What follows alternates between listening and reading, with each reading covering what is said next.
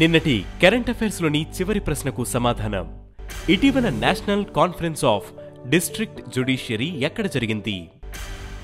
న్యూఢిల్లీలోని భారత మండపంలో national conference of district judiciary జరిగింది. ఈ 2 రోజుల సదస్సును ప్రధాని నరేంద్ర మోదీ ప్రారంభించారు. అన్ని రాష్ట్రాలు, కేంద్రపాలిత ప్రాంతాల జిల్లా కోర్టుల నుంచి దాదాపు 800 మందికి పైగా ఈ సదస్సులో పాల్గొన్నారు. ఇక మొదటిది అగ్రిష్యూర్ ఫండ్ను ప్రారంభించిన కేంద్ర మంత్రి. అగ్రిటెక్ స్టార్టప్లకు ఆర్థిక సహాయం అందించడానికి కేంద్ర వ్యవసాయ మంత్రి శివరాజ్ సింగ్ చౌహాన్ 750 కోట్ల అగ్రిష్యూర్ ఫండ్ను ప్రారంభించారు. ఇది ఫండ్ ఈక్విటీతో పాటు డెట్ క్యాపిటల్ ని అందించడం ద్వారా స్టార్టప్లు, అగ్రిప్రెన్యూర్లకు మద్దతు ఇస్తుంది. కృషి నివేశ్ పేరుతో ఇంటిగ్రేటెడ్ అగ్రి ఇన్వెస్ట్మెంట్ పోర్టల్ను ఆయన ఆవిష్కరించారు.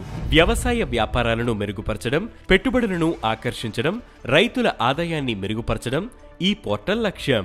ఈ కార్యక్రమంలో వ్యవసాయ రంగంలో అగ్రికల్చరల్ ఇన్ఫ్రాస్ట్రక్చర్ ఫండ్ కింద వివిధ కేటగిరీల్లో అత్యుత్తమ పనితీరు కనబరిచిన బ్యాంకులు, రాష్ట్రాలకు ఏఎఫ్ ఎక్సలెన్స్ అవార్డులను కూడా అందజేశారు. ఇక రెండవది 23వ లా కమిషన్ ఏర్పాటు. కేంద్ర ప్రభుత్వం 23వ లా కమిషన్ను ఏర్పాటు చేసింది. 22వ లా కమిషన్ కాల వ్యవధి ఆగస్టు 31తో ముగియడంతో కేంద్రం సోమవారం రాత్రి నూతన లా కమిషన్ను ఏర్పాటు చేస్తూ గెజిట్ నోటిఫికేషన్ విడుదల చేసింది. 3 ఏళ్ల పాటు కొనసాగే ఈ కమిషన్లో సుప్రీంకోర్టు ప్రస్తుత న్యాయమూర్తి చైర్పర్సన్గా, హైకోర్టు ప్రస్తుత న్యాయమూర్తులు 4 సభ్యులుగా ఉంటారు. ఉమ్మడి పౌర స్మృతి అమలుకు ముసాయిదా ప్రతి సిద్ధం చేయడం, స్త్రీ పురుషుల సమానత్వాన్ని ప్రోత్సహించే చట్టాల పరిశీలన, రాజ్యాంగంలో పేర్కొన్న ఆదేశిక సూత్రాలను మరింతగా మెరుగుపరిచి సంస్కరించడానికి ఉన్న చట్టపరమైన అవకాశాలను పరిశీలించి సూచనలు చేయడం వంటి కీలక బాధ్యతలను కేంద్ర ప్రభుత్వం ఈ కమిషన్కు అప్పగించింది. ఇక మూడవది వారణాసిలో వేదిక్ 3D మ్యూజియం. ఉత్తరప్రదేశ్ ప్రభుత్వం వారణాసిలోని సంపూర్ణానంద సంస్కృత విశ్వవిద్యాలయంలో వేదిక్ 3D మ్యూజియాన్ని నిర్మించనుంది.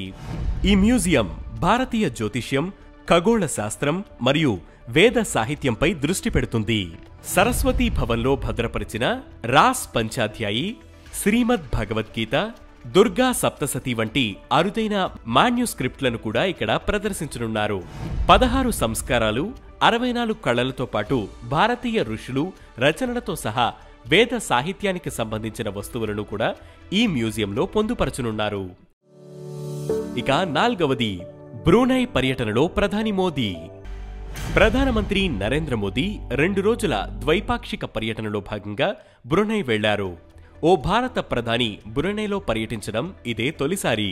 ప్రపంచంలోనే అత్యంత పొడవైన రాజభవనంగా పేరొందిన బ్రూనై రాజు నివాసంలో మోదీకి ఘన స్వాగతం లభించింది. ఈ పర్యటనలో భాగంగా బ్రూనై 29వ సుల్తాన్గా 1968లో పట్టాభిషిక్తుడైన రాజు హాజీ హస్నల్ బోల్కియాను మోదీ కలిశారు. ప్రపంచంలోని సంపన్న వ్యక్తుల్లో బోల్స్కియా ఒకరు. ఆయన చాలా విలాసవంతమైన జీవితాన్ని గడుపుతారు. ఆయన వద్ద సుమారు $5 బిలియన్ ఖరీదైన 7,000 లగ్జరీ కార్లు ఉన్నట్లు తెలుస్తోంది. ఇక ఐదవది పారాలింపిక్స్ లో సత్తా చాటిన దీప్తి జివాంజీ. పారాలింపిక్స్ మహిళల అథ్లెటిక్స్ 400 మీటర్ల T20 రేసులో తెలంగాణ అథ్లెట్ దీప్తి జివాంజీ కాంస్య పథకం సాధించింది. తొలిసారి పారాలింపిక్స్ లో అడుగుపెట్టిన దీప్తి 3వ స్థానంలో నిలిచింది.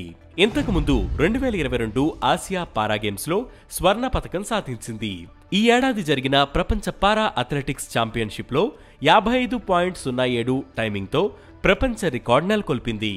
3 ఏళ్ల క్రితం టోక్యో పారాలింపిక్స్ లో భారత్ 19 పతకాలు గెలుచుకోగా ఈ ఏడాది ఇప్పటికే 21 మెడల్ సాధించింది. ఈ సంఖ్య మరింత పెరిగే అవకాశముంది. ఇక ఈ రోజు కరెంట్ అఫైర్స్ క్వశ్చన్: భారతదేశంలో అత్యల్ప అక్షరాస్యత ఉన్న రాష్ట్రమేది?